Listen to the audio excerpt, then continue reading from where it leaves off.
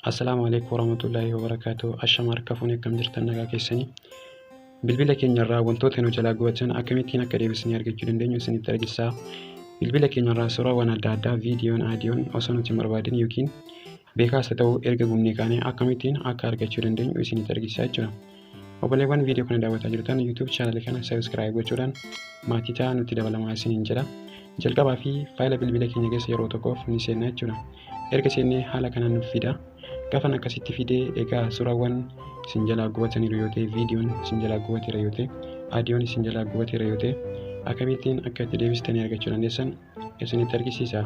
Anama fakkeenyaaf suuraa asirra jiru suuraa lama gubeetiin akkamittiin immoo kan deebisee argachuu danda'u isinitti agarsiisu jechuudha. Anama fakkeenyaaf suuraa fakkeenya fudhadhe malee isin jalaa tarii viidiyoon gubachuu danda'a, aadiyoon gubachuu danda'a. Waan isin jalaa gubatee jiru kamiyyuu akkuma fakkeenya suuraa kanaatiin akan isinitti agarsiisuuf deemu kanaan deemtanii ol baafachuu dandeessu jechuudha. Amma fakkeenyaaf akkuma argitan suuraa kanaa fi kana gubee isinitti agarsiisu jechuudha. Erga gubee keemmoo akkamittiin akka deebisee argachuu danda'u walumaan laallaa.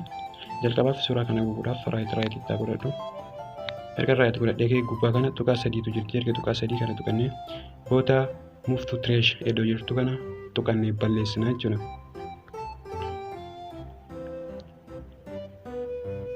Kunoo akkuma argitan suuraa ammaa lamman isin argisiisa gubeetiin ka'e jechuudha. Suuraan sila jalqabarra ture amma jiru gubateera. Akkamittiin akka deebisnuu dandeenyu isinitti agarsiisu.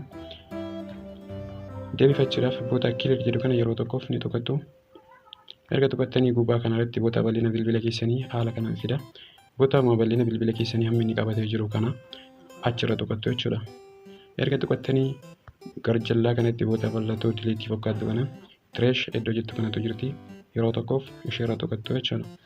Erga tuqattanii kun akkuma argitan suuraan nama faayila keessaa dileet godhee kunoo dhufee asinaaf galee malee dileetii yookaan bilbila kiyyarraa guutumaan guutuutti hin gubanne jechuudha. Kanaaf suuraa waan ana nama gubee kee kun akkuma argitan kunoo kana akkasittiin deebifachuu yoo barbaade raayititti godhee boota riistoor jettu kanan tuqadha jechuudha. Erga akkasitti tuqadhee haala kanaan gara jalqaba tureetti naaf deebisaa jechuudha. Kunoo amma duuba deebi'ee ilaala biroozarii keessan seena.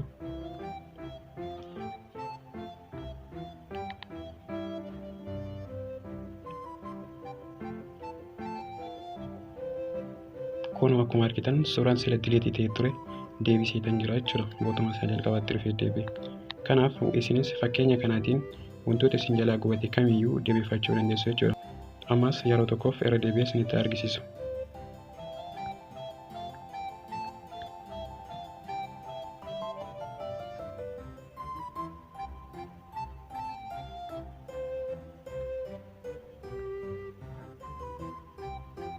Kun gubeetiin jira jechuudha. Suuraa silaa ture gubeetiin jira.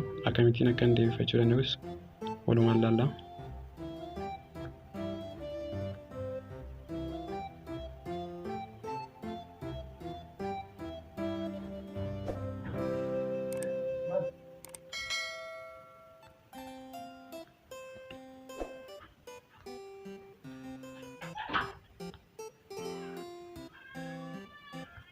Kunoo deebifadheetiin jira. Biroozarii keessa galee boota immeejii tuqee yoo ta'an ilaalu haala kanaan naaf fideetti jira. Karaa horattan akka itti gammadan abdiin qaba.